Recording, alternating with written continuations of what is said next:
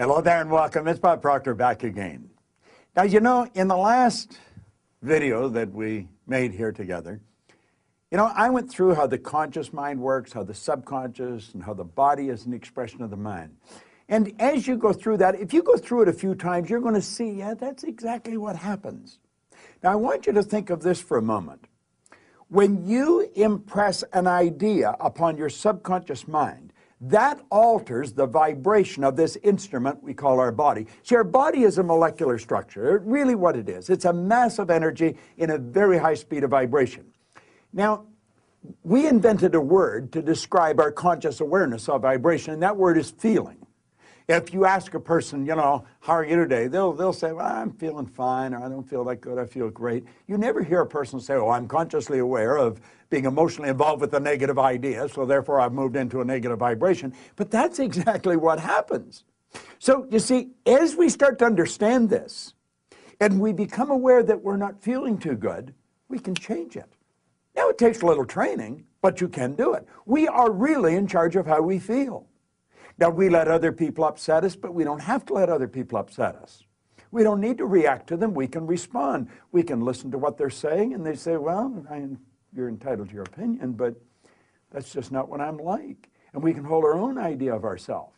You see, it's important that we grasp how the mind works and that we understand the relationship of the body to the mind and the mind to the body. Now, it's our results that we want to change. Now, our results could be in our physical body. It may want to be, you may want to cast off a few pounds. You may want to put on a couple of pounds. You may want to have a little higher energy. See, all the energy there ever was or ever will be is 100% evenly present in all places at the same time. Everything's energy. You'll hear people say, where does he get all the energy? Where does she get all the... Nobody gets energy. Everybody releases energy. Desire is the triggering mechanism that lets the energy flow. Now, let's go back and have a quick review. Here you've got the little stick person here. There you've got the conscious mind, and remember, you have the sensory factors hooked up to the conscious mind. And then you have the subconscious mind, and then you have the body. Now, the conscious mind has the ability to choose thoughts. Those thoughts turn into pictures. We turn the pictures over to the subconscious mind, and then the subconscious mind expresses the action, all right? Now, what is the problem? Remember, we said the subconscious mind had no ability to reject. We said the subconscious mind cannot differentiate between what's real and what's imagined. How did we arrive on the scene? I'll tell you. When you arrived on the scene, you did not have any conscious faculties developed. The sensory factors weren't even developed. This is how you arrived. That's called the little life. That's the baby. No conscious mind. So there's the subconscious mind. It's wide open. You can put anything in it. You see, your subconscious mind is programmed genetically. That's why we look like our relatives. It's built right into the genes at birth. But then we're programmed environmentally. Carl Mendinger from the Mendinger Foundation in Topeka one time said, environment is more important than heredity. Why do you think you speak the language you speak? You speak that language because you were surrounded by people that speak that language in your little life.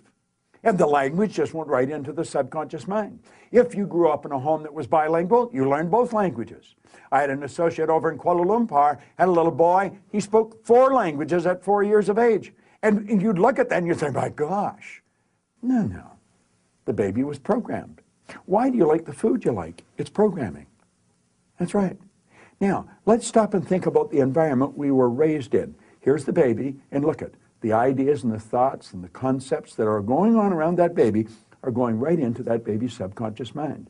Now, through repetition, over and over and over again, and remember, the baby's getting it all day, all week, every week, all month, every month, all year, and this goes on for 4 or 5 years. And the baby reaches the age of 4 or 5 where they can start to think that baby's programmed. That baby is programmed to think like the people it had been surrounded by. If the people that surrounded that baby had gone right through school, the baby will probably grow up and go right through school.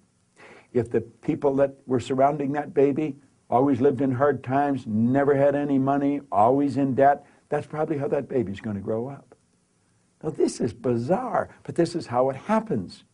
It's how it happens for me. I was raised during a depression. We didn't have any money. There was always talk about no money. You should be satisfied with what you've got. Well, that's not true. You should never be satisfied with what you've got. You should be happy with what you've got. Dissatisfaction is actually a creative state. So here we have now a baby that has been programmed. Now, let's take and think for a moment. What happens when that baby starts to think for itself?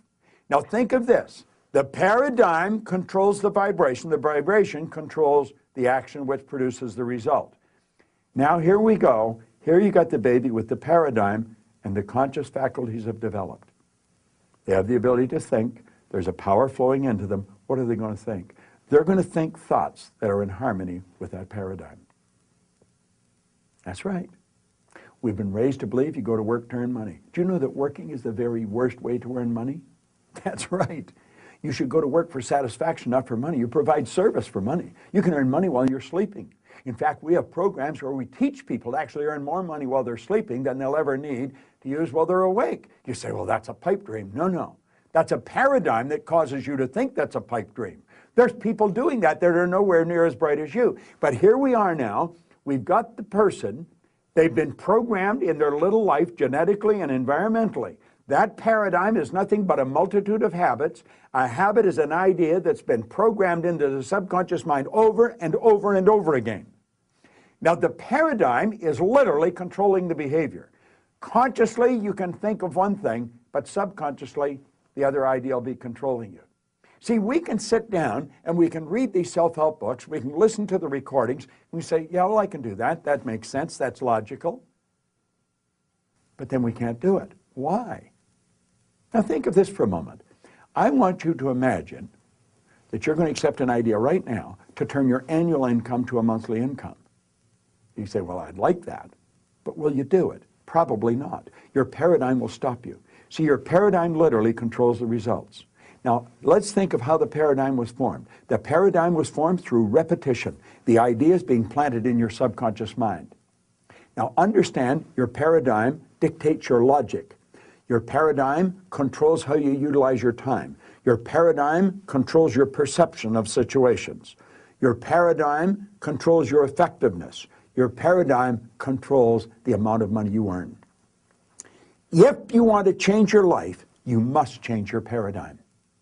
You see, to most people, it's illogical that they could take and turn their annual income to a monthly income. But if you follow our teachings, we'll show you exactly how to do that.